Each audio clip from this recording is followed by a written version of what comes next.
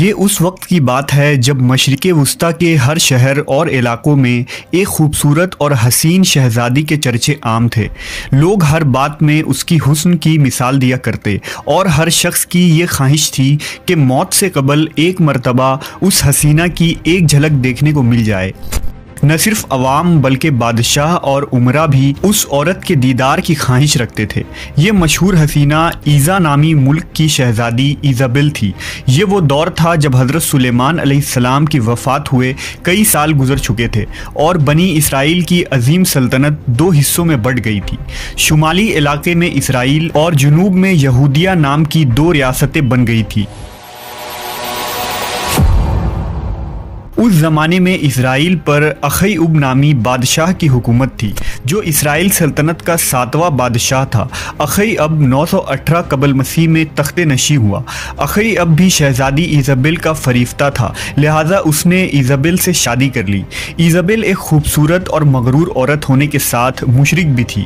وہ فنیقی بادشاہ کی بیٹی تھی اور فنیقیوں کے دیوتا بال کی پوجا کرتی تھی، جبکہ بنی اسرائیل اور بادشاہ اخیعب توحید پرست تھے اور حضرت موسیٰ علیہ السلام کے شریعت پر عمل پیرا تھے۔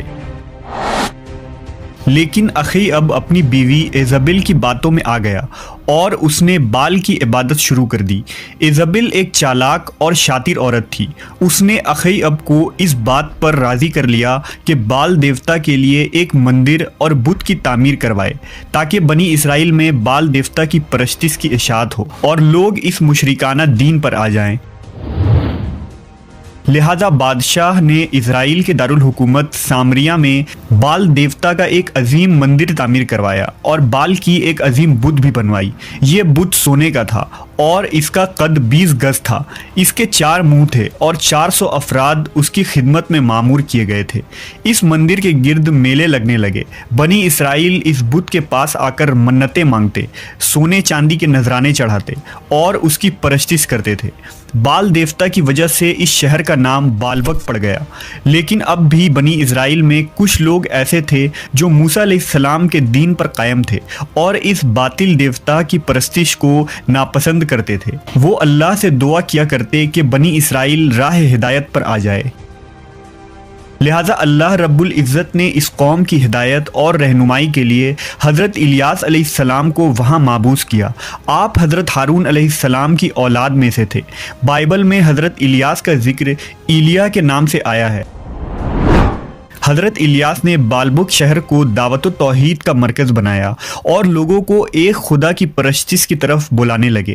آپ بنی اسرائیل سے کہا کرتے تھے کہ تم لوگ واحد اور یکتا اللہ کو چھوڑ کر بال کو پکارتے ہو، حالانکہ یہ نہ تمہاری حاجت روائی کر سکتا ہے اور نہ ہی تمہیں کوئی فائدہ دے سکتا ہے۔ اس اللہ کی طرف لوٹ آؤ جو نہ صرف تمہارے اور تمہارے باپ داداؤں کا رب ہے بلکہ آسمانوں اور زمین اور ان کے درمیان جو کچھ بھی ہے ان کا خالق و مالک ہے۔ حضرت الیاس علیہ السلام کے اس پیغام کو بنی اسرائیل نے جھٹلا دیا اور صریح انکار کر دیا۔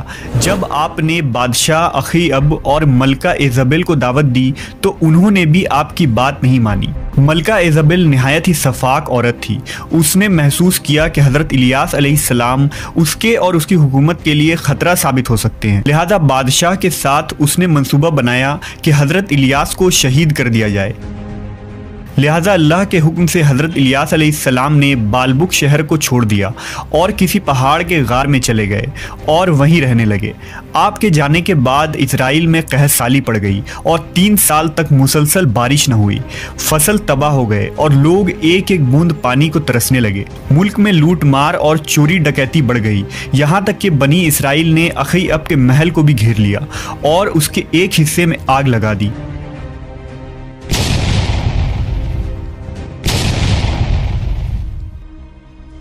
آخر کار اخیعب نے حکم دیا کہ حضرت الیاس علیہ السلام کو تلاش کیا جائے۔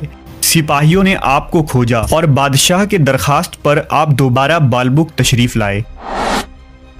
लेकिन बाल के पुजारियों और मलका इज़ाबेल बादशाह के इस अमल से बहुत गुस्सा हुई और इलियास अलैहिस्सलाम का दोबारा वापस आना उसे नागवार गुजरा।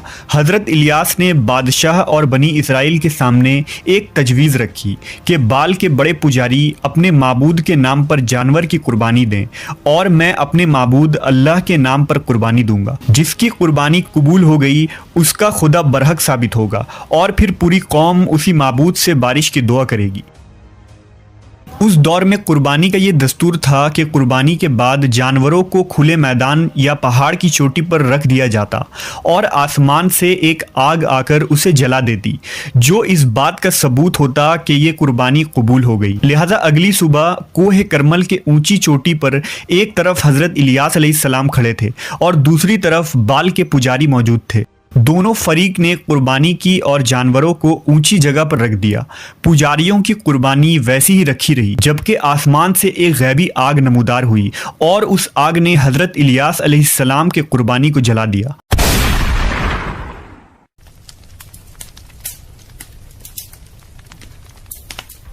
ये देखकर बनी इसराइल में शोर मच गया, बादशाह पर लर्जा तारी हो गया और हक वाज़ेह हो गया कि इलियास अलैहिस्सलाम का खुदा उनके साथ है और वही खालिक हकीकी है।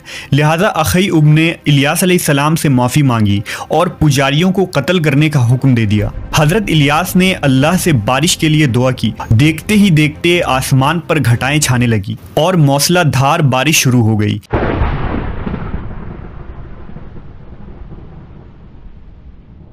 बनी इसराइल दोबारा ईमान ले आए और शिर्क से तौबा कर लिया। दूसरी तरफ मलका इज़ाबेल बुत परस्ती पर कायम रही और दिल में ये तहिया कर लिया कि वो इन पुजारियों का बदला हज़रत इलियास अलैहिस्सलाम को कत्ल करके लेगी। अपनी सफाकी और चालाकी से उसने अख़य्यब को फिर बहकाना शुरू किया। बादशाह उसकी बातों में आ गया और दोबारा बाल की पूजा शुरू कर दी। बनी इसराइल जब बारिश से सैराब हो गए और उनमें खुशहाली लौट आई तो वो भी हज़रत इलियास अलैहिस्सलाम के दीन से फिर गए और दोबारा फस्क व फजूर और शिर्क में मुब्तला हो गए। मलका इज़ाबेल हज़रत इलियास अलैहिस्सलाम की जान की दुश्मन बन गई। मजबूरन आपने बालबक को खैराबाद कहा और कोह सीना पर चले गए। बनी इसराइल खुली निशानी देखने के बावजूद अल्लाह के मुनकिर हो गए। उनमें शराब नोशी, जिना, शिर्क आम हो गया और बालबुक फिर से उन बुरे कामों का मरकज़ बन गया।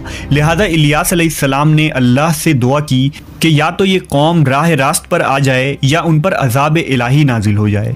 अल्लाह की तरफ से बनी इसराइल के लिए अज़ाब का फैसला हो चुका था और अब कहर इलाही का आना करीब था। इसराइल और यहूदिया के सरहदों पर वहशी कबाइल आबाद थे जो लूट मार किया करते थे, लेकिन अब उनकी आबादी भी बढ़ चुकी थी और वो काफ़ी ताकतवर भी हो गए थे। उन्होंने इसराइल पर हमला कर दिया और सारे शहर में लूट मार करके आग लगा दी। पूरा शहर तख्त व ताराज हो गया। हर तरफ लाशें और बर्बादी दिखाई देती थी। इस वहशी कौम ने अख़य्यब, मलका इज़ाबेल और उसके बेटे को भी कत्ल कर दिया और वो मलका जिसे अपनी ताकत, बादशाहत और हुस्न पर इतना गुरूर था, जब वो मरी तो उसके जिस्म को सड़कों पर फेंक दिया गया और बनी इसराइल ने अपनी आंखों से देखा कि बहुत सारे जंगली कुत्ते उसकी लाश को नोच नोच कर खा रहे थे। उस वक्त ना तो उसका देवता बाल काम आया और ना ही कोई बातिल माबूद।